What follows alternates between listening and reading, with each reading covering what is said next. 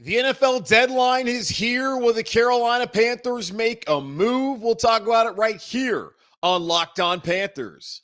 You are Locked On Panthers, your daily Carolina Panthers podcast. Part of the Locked On Podcast Network. Your team every day.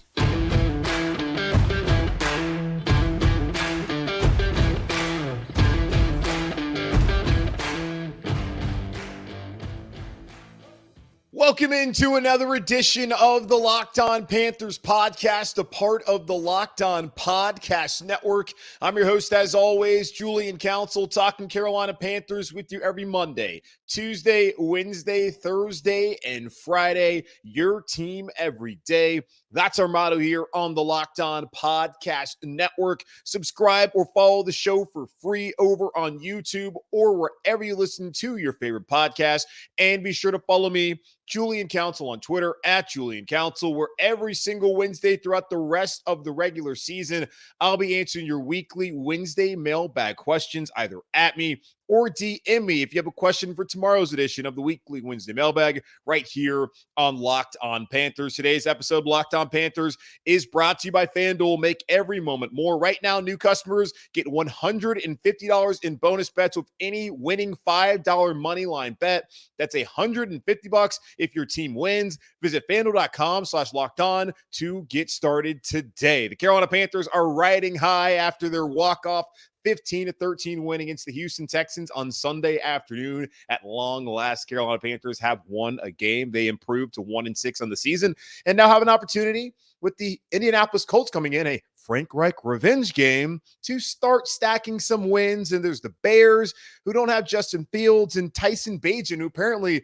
was this next coming that people built up all week, is a bum. So the Carolina Panthers have a chance to maybe win 3 in a row. We'll see how that works out. And we'll talk all about the game against the Colts all week long. We'll get into the good, the bad, and the ugly here on the show and talk about what Frank Reich had to say following his first win as the head coach for the Carolina Panthers. But there's a more pressing matter for the Carolina Panthers right now, as at 4 p.m. Eastern Standard Time, the NFL trade deadline will come and pass here in the NFL on Tuesday, October 31st. Happy Halloween to everyone out there. The Carolina Panthers at 1-6 are still highly unlikely to make the playoffs. I know I jokingly said playoffs yesterday. Guys, I was caught in a moment. It's a long time since I've been able to come up here and have a smile on my face talking about a winning football team for that afternoon. I wasn't really serious about that, but hey, if it happens, you heard it here first. And I never lost hope.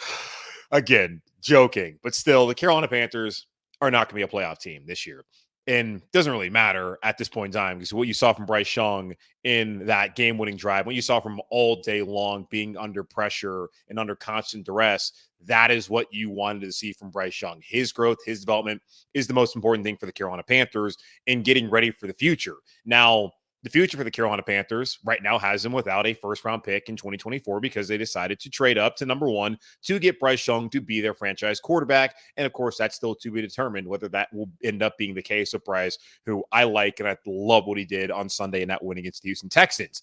But the Carolina Panthers also have some players out there that could be expendable, that they could move on from, who are going to be guys that are going to be free agents coming up next year or have contracts that still make sense for the Carolina Panthers, and they got players that could maybe help a contender. The Panthers, if anything, should be sellers at the deadline. The only player that we know with 100% certainty is on the trade block is Terrace Marshall Jr., the second-round pick out of LSU in 2021, who is effectively the 4th, 5th receiver on the roster, has made a limited impact throughout his first 3 years in the NFL. And this year he had 9 receptions against Minnesota. Then the next week against Detroit did not play because the Carolina Panthers just forgot to get him involved. And Frank Reich said he needed to do a better job of making sure that he let the coaching staff know that, hey, I want Terrace to play, which is part of the reason why Frank Reich is no longer calling plays and Thomas Brown is now the play caller. So as we know right now, the only player that 100% is on the block the Carolina Panthers are listening to offers is Terrace Marshall Jr. because his agent came to Scott Fitterer, the Carolina Panthers general manager, and said, hey, this isn't working. We need to get my client in a better situation. Let's go out there and figure it out, where then they were given permission to seek a trade. So far, a trade has not happened as of this recording at 4:33 on Monday, October 30th. Aside from that, we don't really know. The big speculation, and of course, the major piece the Carolina Panthers have at their disposal to move off of and get some significant capital is Brian Burns, who, as of this moment, has yet to sign an extension. We saw Rashawn Gary, who is also an edge rusher in Green Bay, just sign an extension, and it has not happened yet for Brian Burns. According to multiple reports, Albert Breer of Sports Illustrated, he came out and said that negotiations with Brian Burns haven't progressed since the summer. We have heard very little when it comes to the contract negotiations between the Panthers and Brian Burns. There's been an offer made. We heard about that way back in the summer when Darren Gann of Panthers.com reported it. But since then, have not heard very much at all since the season started about Brian Burns and his contract negotiations, whether he'll be extended here in Carolina. Now, the Panthers do have a chess piece to play, and that is to slap the tag on him come March and then be able to discuss up until July what the deal would be there. And when people have asked me, hey, when do you start getting concerned about Brian Burns? Those are the folks that, at least the ones who still want him here. I say, when we get to July of next year, after he's been tagged, that's what happens, and there's still not a deal done. We saw Taylor Moton get tagged, get a deal done right there by the deadline. Maybe that's going to be the case with Brian Burns, but if it's not going to be the case, and if they do not want to pay Brian Burns, and they're not going to come to agreement with him, then it would make sense for the Carolina Panthers to go out there and trade him. Now, the unfortunate thing is, last year was their best chance to get significant compensation in a Brian Burns trade. They could have gotten a first rounder in 2024 and 2025 and a third rounder from the Los Angeles Rams. But now that Brian Burns is in his fifth year option playing on that, he's going to be free agent come March. It's harder for a team to be convinced to give up that kind of capital, not knowing whether Brian Burns will long-term be with them. Now, you can look at the Miami Dolphins, Denver Broncos trade last year where the Dolphins acquired Bradley Chubb, and then 3 days after that, signed him to a big-time deal. I would imagine that if a team is going to trade for Brian Burns, that's what they would want to do. But the team also has to be on the same page with Brian Burns, and they have to come to terms. We're not quite sure where that would happen, and because I'm not sure, you're not sure, how can a team out there be confident that they can get a deal done right away with Brian Burns, or at least in time for them to not lose him for absolutely nothing? So the Carolina Panthers can do that. They can trade him away, but according to multiple sources right now, that does not appear to be the case. Diana Rossini came out on Saturday. She's with The Athletic now. She came out on Saturday and said the expectation is that Brian Burns will remain in Carolina. Dan Graziano said last Wednesday, and nothing's really changed either, that Brian Burns, at least teams are being told that Brian Burns is not available. Now, he did mention last year, teams were told that Christian McCaffrey was not available. Then the San Francisco 49ers gave the Carolina Panthers, which adds up to a first-round pick with the second, third, fourth, and fifth, to get Christian McCaffrey. So they gave significant compensation, which allowed the Carolina Panthers to trade up to get Bryce Young and also trade up to get DJ Johnson as their edge rusher there in the third round. So the Carolina Panthers got what they wanted for McCaffrey. Will they get an offer that they are willing to accept for Brian Burns? We will see. But right now, all things are trending towards Brian Burns being back here in Carolina. But that's not official until the clock strikes 4:01 on Tuesday afternoon here in Eastern Standard Time in Charlotte. So we'll see what happens. Albert Breer of Sports Illustrated again came out on Friday, and he said that, the Panthers obviously are a team that would make sense as being sellers. But part of the issue for Carolina is that a few guys that would have been pieces now are not available.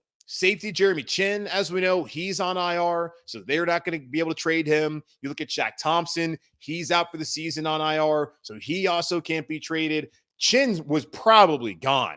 And you have to imagine the organization is kicking themselves in a way that, oh man, haven't really utilized him this year. He gets injured. Now we can't get anything for him, as he's probably going to walk away as a free agent. Maybe they get a comp pick. We'll see. The Panthers need to add a lot of players, so it'd be unlikely that they'll be able to get a comp pick, as that's been the case the last couple of years, as they continuously are trying to rebuild the roster year after year without any sort of direction of where the hell they want to go. So Jeremy Chinn, he's not going to be available to be traded. Shaq Thompson, again, he won't be available, which probably leaves, according to Albert Breer, Terrace Marshall Jr., who's asked for a trade, and corner Dante Jackson as the most likely guys to be moved. If Dante gets moved, there's no availability date in sight for J.C. Horn to come back. So that would mean a lot of Deshaun Jameson, some DiCaprio Boodle out there at corner with C.J. Henderson, more Troy Hill, really. So actually, it's really Troy Hill, C.J. Henderson, and then Jamie Robinson, who played a lot in the nickel spot with Jeremy Chinn out on IR. So it's going to be a lot of inexperience there. Well, there's experience with Troy Hill, but it's not going to, of course, be great. And the coaching staff would be wondering, hey, what are we going to have to do here with this? But hey, 1-6, you got yourselves in this situation. This is what happens when you are a 1-6 football team. So if Terrace Marshall gets moved, whatever, not a big deal. You saw what Mingo was able to do on Sunday afternoon. They effectively replaced him way back in April when they got Jonathan Mingo there, 39th overall in the draft. Then Dante Jackson, it's been real. He was actually, he got a game ball on Sunday for the way he was able to play. I thought he was great in the run game. But Dante coming up in Achilles, he's been not great so far this season. Hasn't been bad, but he hasn't really looked like his old self. And he's always been an up and down player. I don't think that kills the Panthers, but then there leaves a lot of questions in the offseason of going out and finding probably 2 more corners, as C.J. Henderson himself is also a free agent. And, J.C. Horn so far through his first 3 years of his career has not been relied upon to stay healthy and be out there on the field. When he has been on the field, he's been good, but that has not been the case. So the Carolina Panthers right now, they have the trade piece. The biggest one is Brian Burns. They are telling teams, according to multiple reports and sources, that he's not available, but that was the case last year. And if the right deal comes, I would not be surprised to see Brian Burns get moved. But as I've said in the past, you go ahead and move Brian Burns. It's going to be a hell of a time trying to find someone to replace him. You have not gotten that much edge rusher help from anyone outside of Brian Burns. Like Frankie Luvu's done his thing, but Frankie, he plays all over the defense there at linebacker. He can move outside. He can be a blitzer up the middle. He's not naturally an edge rusher.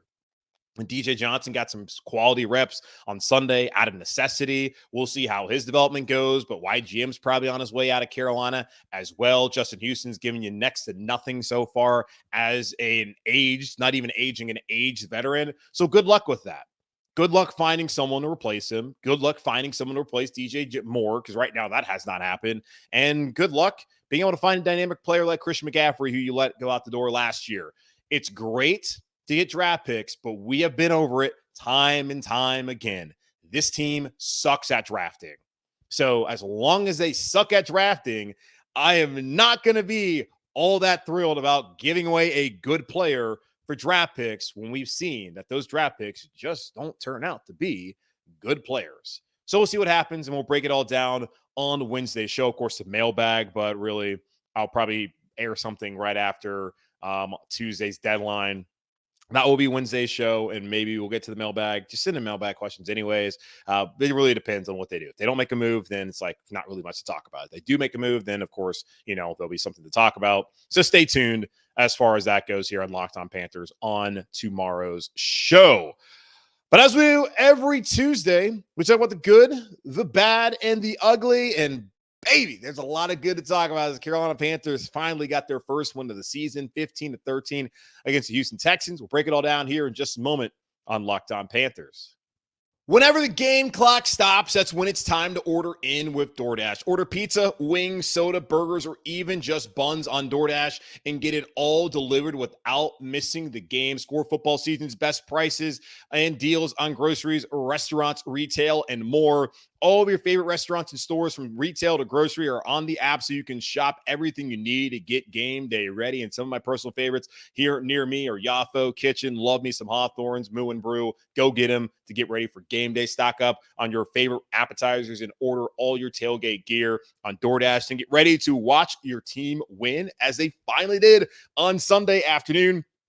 Get 50% off up to a $10 value when you spend $15 or more on your first order when you download the DoorDash app and enter code LOCKED23. Subject to change, terms apply. That's 50% off up to a $10 value when you spend $15 or more on your first order when you download the DoorDash app and enter code LOCKED23. Subject to change, terms apply. The Carolina Panthers picked up their first win of the season, so there's no better time to talk about the good, the bad, and the ugly from the 15-13 walk-off win against the Houston Texans on Sunday afternoon. And let's, of course, start off with the positive, as there was a lot of positive. There's still things they can work on and clean up. They're 1-6. So, yeah, obviously, Julian, there's a lot of things they can work on and clean up. But the good, and we have to start with Bryce Young. Bryce Young, number one overall pick in a game that could have been a referendum on picking him, on signing Frank Reich as the head coach, just on David Tepper's ownership, on Scott Bitterer. Could have been a referendum on the entire organization. He went out there and he won the battle between the top 2 picks and really the top 3 picks of the 2023 NFL draft, out-dueling, if you even want to say that. C.J. Stroud, he finished 22 of 33 with 235 yards and 1 passing touchdown. According to Pro Football Focus, he made 4 big-time throws and had just 1 turnover-worthy play on first review, and I don't even know what the turnover-worthy play was because Bryce Young did a great job taking care of the football and was excellent. You look at what he was able to do against the blitz. We talked about yesterday. He was sacked 6 times. Ike Ekwonu had a rough day. We'll get to him momentarily. But Bryce Young having to really make plays out of structure. And that's what I loved from him back at Alabama. So many times where, and you look at it, if you really watch them, they did not protect Bryce well his 2 years as the starter. I think back to the Auburn game, Iron Bowl on the road, where Bryce Young, I think, pretty much won the Heisman Trophy by being able to get them down the field to tie the game, send it to overtime. He was awesome in being able to get away from the rush, make something happen. He did a ton of it last fall when he didn't have Jamison Williams, when he didn't have John Mechie, who's now with the Houston Texans, didn't have that skill talent there at wide receiver, and he was able to make things go with Jahmyr Gibbs and still an offensive line that was up and down. You watch Bama's offensive line this year, they're still not good, but Bryce Young made it through. And on Sunday, 8 of 10 against the blitz for 142 yards, 0 interceptions, and he had a 118.8 passer rating. He was excellent against the blitz. Loved what I saw from Bryce Young, and it feels good to see a quarterback in his first opportunity take his team down the field to win the game. Sam Darnold had so many opportunities. He finally did it in his very last game, the last time the Panthers won there in Week 18 against the Saints, where he was horrific throughout the afternoon. But really, when it mattered, he couldn't do it. We talked about Teddy Bridgewater. Every opportunity, seemed like every Sunday to either tie or win the game, he could not do it. Baker Mayfield couldn't do it. Bryce Young, first opportunity to go down the field to win the game for his team at home, he got it done, which already makes him different from the other quarterbacks the Carolina Panthers tried out during the Matt Rule regime in those 3 wasted years. So kudos to Bryce. Love what I saw. The 15-play, 86-yard drive to kill the final 6:17 of the clock.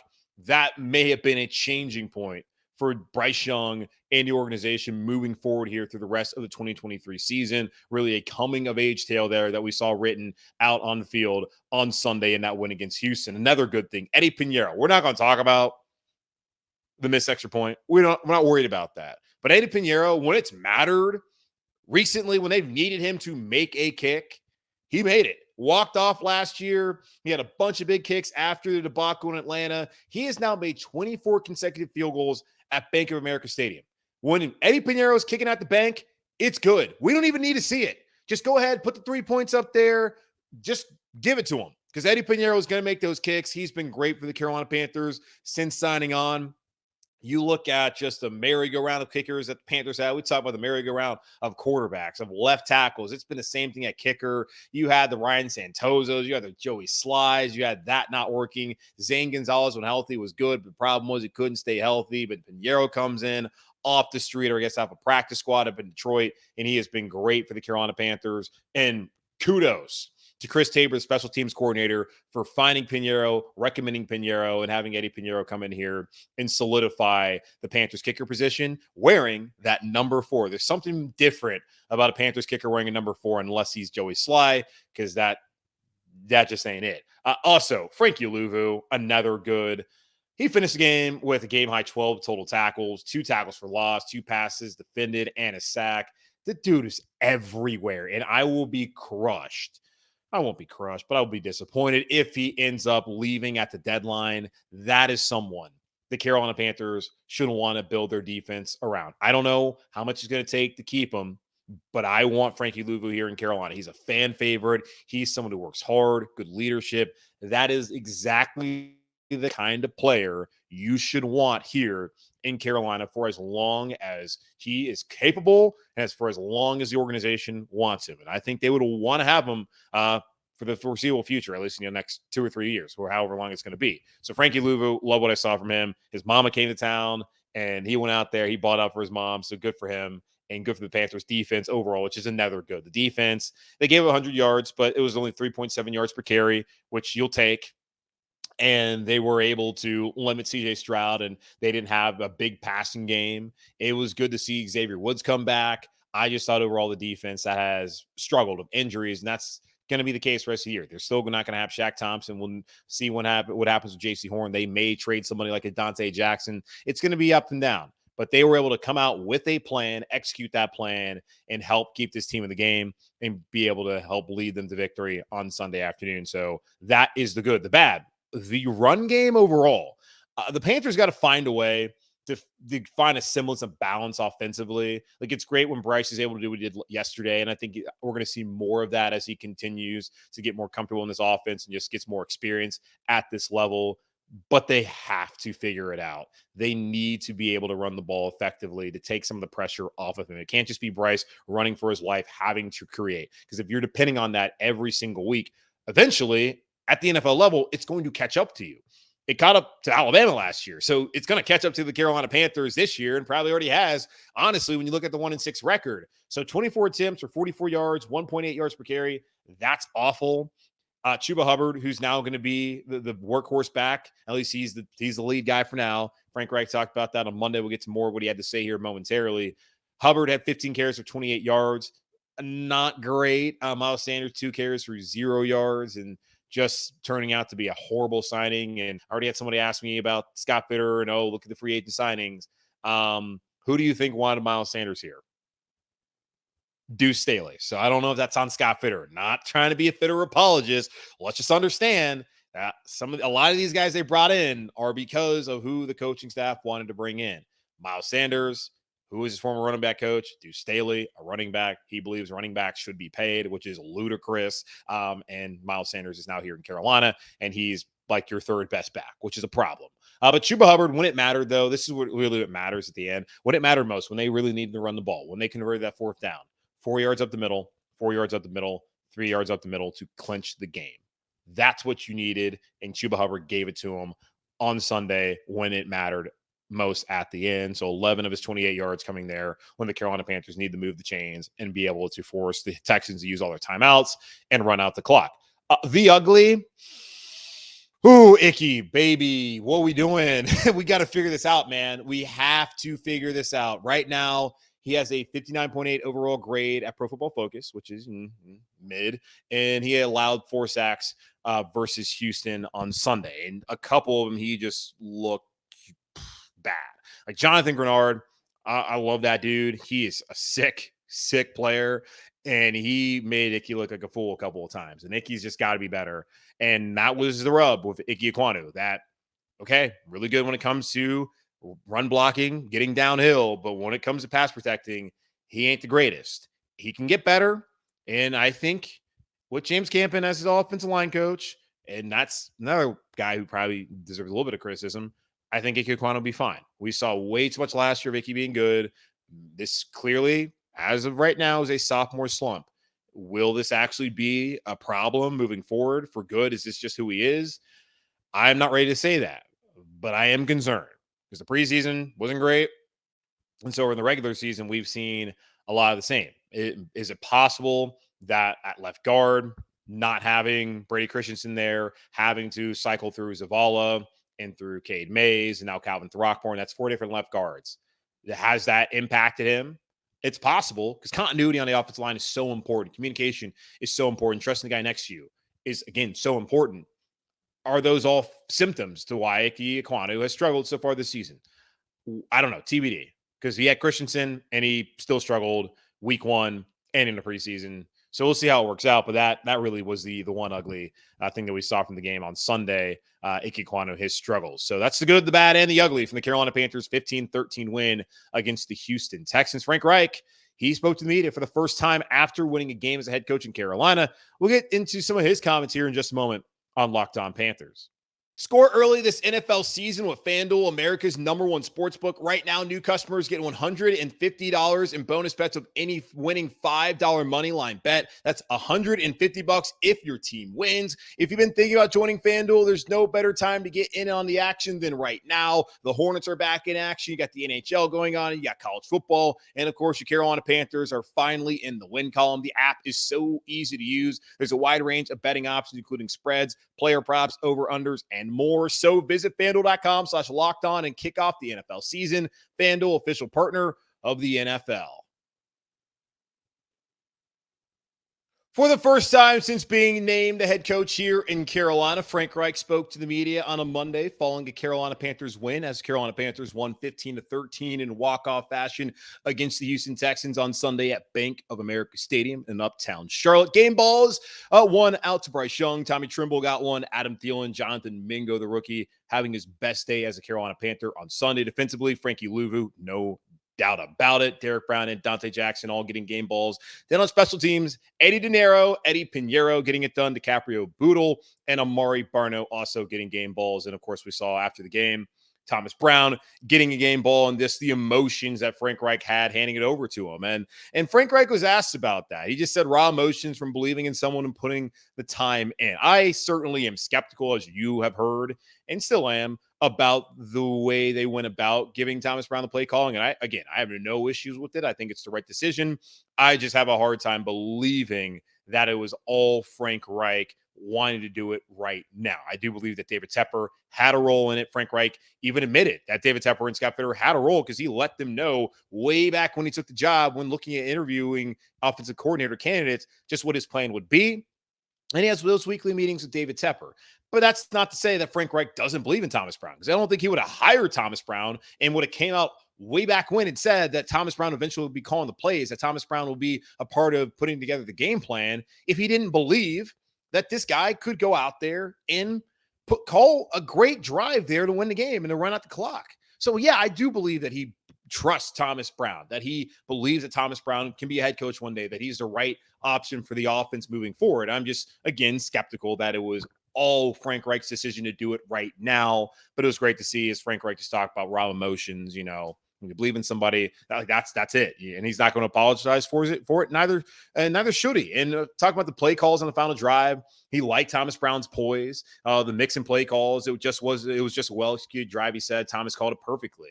And Frank Reich, his first time he's really sat there on the sideline, not called plays. And he said it was hard, but at no point was he ever second guessing Thomas Brown, thinking about, maybe call this or call that. He just sat there and let Thomas Brown cook. Now, the offense still has a ways to go. It was terrible on Sunday. It was 244 yards that they had overall, 86 of those coming on the last drive. It wasn't a good offensive performance. But when they needed it most, they got down the field and won the game. And we have seen so many times over the course of the last 3-4 seasons, the Carolina Panthers have that opportunity to go down there and do it and not get it done. I guess you got last year, the Vikings game, where they were awful, and Sam Darnold was able to get them. It was crazy. They scored like 2 touchdowns in the final 2 drives, ended up losing that game in overtime a couple years ago. That's a moment where it happened, but very rarely here in Carolina have we seen a play caller, whether it be Joe Brady, Jeff Nixon, or Ben McAdoo, and now Thomas Brown. Rarely have we seen them be able to put together a play calling drive like we saw from Thomas Brown on Sunday, and a quarterback to go out there and execute it to the point that Bryce Young did, to be able to set up Eddie Pinheiro for that walk-off field goal. So kudos to everyone out there. When we speak about emotions, a big emotional day, and Panthers also did a great job. Darren Gann, Panthers.com, has just been chronicling Austin Corbett's recovery from his ACL tear, and great job by Austin Corbett to be willing to speak about that and to take us all inside what it's like to rehab from an ACL, to miss the start of the season and come back out there. A great video from Panthers Social, great article from Darren Gann on Panthers.com, just, highlighting all of that and Austin Corbett's emotions. So it was great to see him back out there. And Frank Reich just said, everything you saw from him just speaks to Austin's character and respect that he has on this team. And it's good to have him back. And maybe the Panthers can get on the roll, really start to run the football well as he gets in the game shape. He gets back into being the kind of player he was before he went down with that ACL tear in week 18 of last season. The big thing too, you got the offsides on a field goal attempt. Frank Reich, he talked about it on Sunday. He didn't want to speak about the motives, but you could tell he clearly thought it was some shenanigans going on there from D'Amico Ryans and the Texans coaching staff, where you saw the constant offsides. It was one offside, and the second one was an unsportsmanlike, and then it kept happening. And are they trying to ice Pinheiro? He talked about it after the game. Eddie Pinheiro was in the locker room saying, yeah, they were trying to get my head. Didn't work. It's not going to work. When it's a 23-yard field goal, that's just not going to happen. Now, if it's at 38 yards, and it would have made more sense. And that's why I just didn't understand after he missed earlier, and I didn't think he was going to miss at all, but after he missed earlier, why are they trying to pull that crap? It's stupid to me. So it didn't work for Houston. And Frank Reich, he was the best I heard asked him about from Carolina Panthers, asked him about it. He's like, glad. He's like, thank you for asking that question. He doesn't think that was crossing the line, but it might have been a little bit over the line. And, when it happens repeatedly, you wonder what's being said over there. So didn't want to speak to any motives, but clearly Frank Reich did not appreciate what was going on there. And then, they've won a game finally. They talk about Monday film review. It's the same win or lose. So be the same guy. Coaches and players have to be obsessed with getting better. He thinks that with making strides, you can see it in the offense that they're doing it. They have fewer penalties, fewer turnovers, eliminating mental mistakes is the next thing. I got myself saying, like Bryce Young, so I got to stop doing that. The fourth down conversion that they had, the 4th and 2, we talked about that was nearly a disaster. Miles Sanders ran the wrong route, y'all. It's been bad for Miles Sanders. He ran the wrong route. Adam Thielen was able to make the play, thank God. And Adam had the concentration. But yeah, Miles Sanders ran the wrong route. And Frank was asked about Miles Sanders' slump. He said sometimes it's about getting him touches. And if you're not getting touches, you just got to make the most of the touches. Again, 2 carries for 0 yards on Sunday afternoon. He maintains that Chuba will get the bulk of the carries moving forward, but that Miles be someone who will have a presence. They have confidence in Miles Sanders, and they're going to rotate guys, yada, yada, yada. If you have confidence in Miles Sanders, Chuba Hubbard wouldn't be your lead back right now. We saw how the game plan played out. Unfortunate, not a great signing. Blame Deuce Staley. Hayden Hurst, same case, not getting a ton of action. He had 2 targets. One of them, Bryce was just trying to get rid of the football. The second one was an egregious drop from Hayden Hurst, and Tommy Trimble's taking over his job. And Frank said, Tommy Trimble's playing good football. It's a meritocracy. They believe in Hayden Hurst. Clearly, they believe in Tommy Trimble more than Hayden Hurst when you just watch the game and see who's getting certain opportunities. And he also said he believes in Ike Ekwonu, and that is true because Ike Ekwonu is still out there at left tackle. But I also ask you, what other options do the Carolina Panthers have right now at left tackle? None. So they're going to have to deal with it. That's what Frank Reich had to say on Monday as Carolina Panthers are 1-0, 1-6. And now preparing for a home matchup, a revenge game against the Indianapolis Colts.